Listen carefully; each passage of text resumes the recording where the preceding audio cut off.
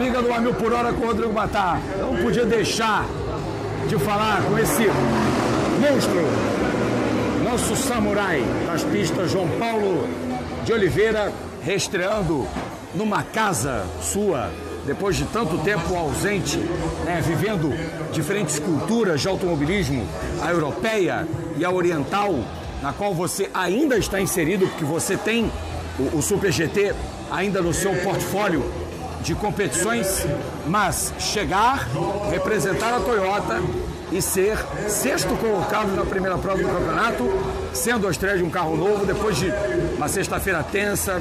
Cara, eu sentia no ar um clima de tensão, inclusive aqui, e dava uma agonia ver os carros parados. Acho que para vocês também deve ter sido bastante agoniante, mas chegue na hora da corrida, no fim das contas deu tudo certo, né, João Paulo?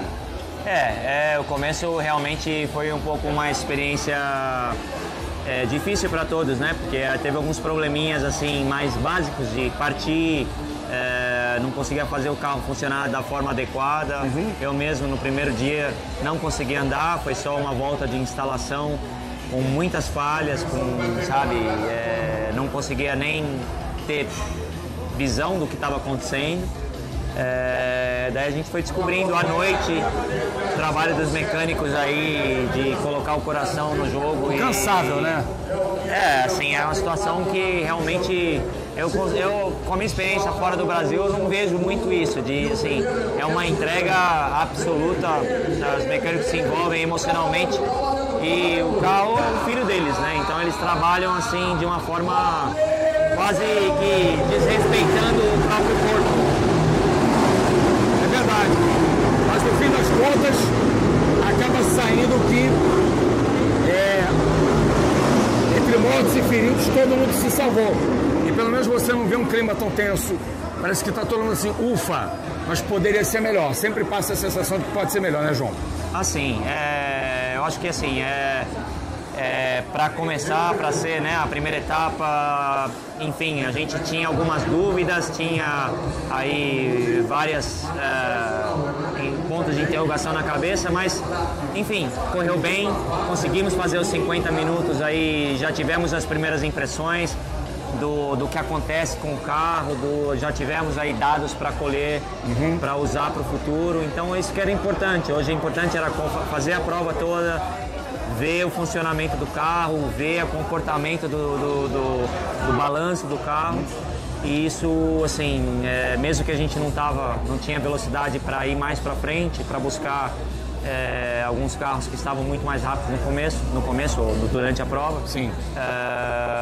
Foi importante pelo menos chegar onde era possível com o carro e colher dados. E dentro dessas limitações todas auferidas ao longo desse final de semana, o que você sentiu do conjunto como um todo? Que é uma proposta completamente nova, é um carro que saiu do zero, todo um conceito novo, tem muito potencial a ser explorado ainda, né? Tem potencial a ser explorado, acho que as equipes agora, essa primeira etapa foi uma correria muito grande para deixar tudo pronto, até mesmo é inimaginável que a situação que a gente estava 2 dias atrás, que a gente teve corrida da forma que foi e que ela correu bem. Eu mesmo estou surpreso, mas a gente não pôde fazer ajustes finos no carro. Os ajustes foram coisas mais básicas, mais aquele arroz e feijão mesmo, de começo, olha, vamos mexer um pouquinho aqui para, enfim, um pouquinho de altura, um pouquinho de barra, mas tem muita coisa para mexer no carro que a gente não tocou simplesmente porque não queria dar um passo ruim. Vocês foram meio pro basicão mesmo, né? Bem básico. A gente não teve tempo para pensar muito em fazer modificações, até porque a gente não tinha tempo de pista, então a gente não tinha experiência mesmo. E mesmo dentro desse basicão, queria mais 2 perguntas antes da gente encerrar esse nosso bate-papo. A primeira, vou embutir ambas, e aí você responde. A primeira é como trabalhar numa equipe como a Full Time, que tem um referencial como o Maurício Ferreira, que é de uma família que é ligada a décadas de automobilismo. O tio dele foi preparador do Júlio Ferran, o pai dele também, o Miguel, era um baita preparador de carro. E outra, qual o sentimento de voltar ao automobilismo, voltar à sua casa, automobilismo brasileiro, né? Voltar à sua casa, Interlagos foi seu quintal, você andou de Fórmula 3 aqui muitas vezes, foi campeão da classe B da Fórmula 3 sul-americana, de lá você partiu para uma carreira aqui em São Paulo. Eu que vivi tanto tempo no esporte, vejo a evolução dos pilotos, você foi simplesmente brilhante. Obrigado. E você enquadrou aquela máxima que o Edgar Melo Filho sempre falava, quando eu e ele trabalhamos no Fox Sports, de que existe vida fora, além do eixo Fórmula 1. Você, o Ninho, o Augusto Farfus, o Elinho, provaram isso com grande excelência. Obrigado. Então eu vejo isso e essa volta nos enche de orgulho de ver que você acredita, né, na proposta, em tudo, do que a Toyota pode te oferecer, do que a Full-Time pode te oferecer. Então seja bem-vindo de volta ao seu lado. Muito obrigado, Rodrigo. Eu fico honrado de receber esse elogio. Assim, são anos que eu conheço o Mau, né, o Maurício, a gente tem uma relação aí longa, acho que talvez uns 10 anos atrás já houve um certo namoro e tal, a gente falava, de repente um dia dá certo essa transição, e realmente ela veio através da Toyota, né? Foi a ponte que nos conectou para que o sonho se tornasse realidade.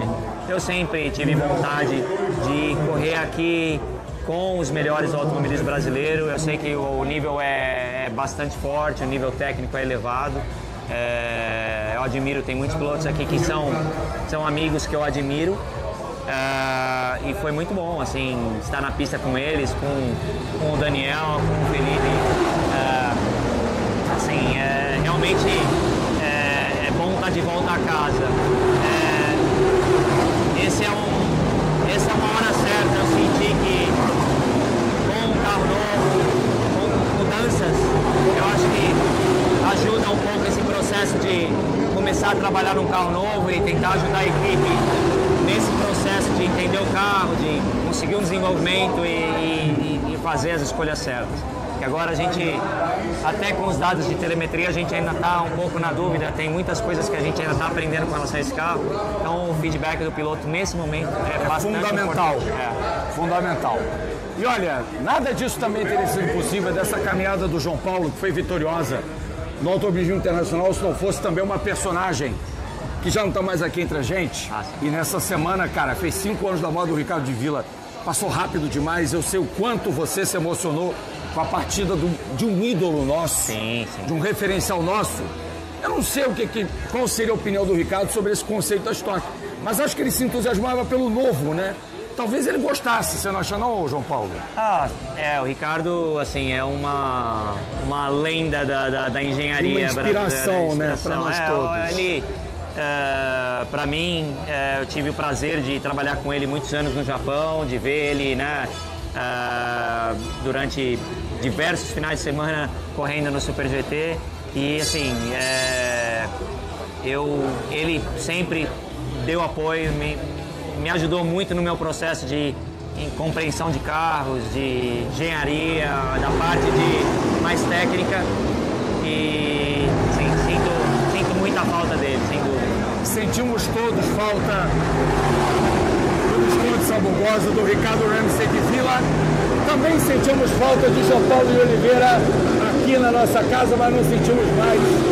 Ele vai brilhar muito no Stock Car, já mostrou isso sendo o sexto colocado nessa corrida que foi atípica, mas já deu o seu cartão de visita.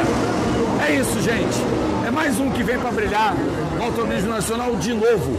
Mais uma vez, JP, bem-vindo de volta ao seu lar. Bem-vindo ao Meu Por Hora de volta. Espero que a gente possa estar junto mais vezes, em outras ocasiões de estoque, falando mais, resenhando mais, contando mais. Quero te ver no pódio várias vezes esse ano. Espero te ver no pódio. Hoje não deu, mas a gente vai lutar por isso. É isso aí. Valeu. Um abraço, pessoal. Obrigado. Sigam o JP nas redes sociais. Vale a pena. Valeu. Vale muito a pena. Que é um cara de opinião. Eu gosto de gente de opinião. Valeu. E sobretudo as opiniões dele, são aliadas com as desse daqui. Muito obrigado. Valeu, gente. Muito obrigado.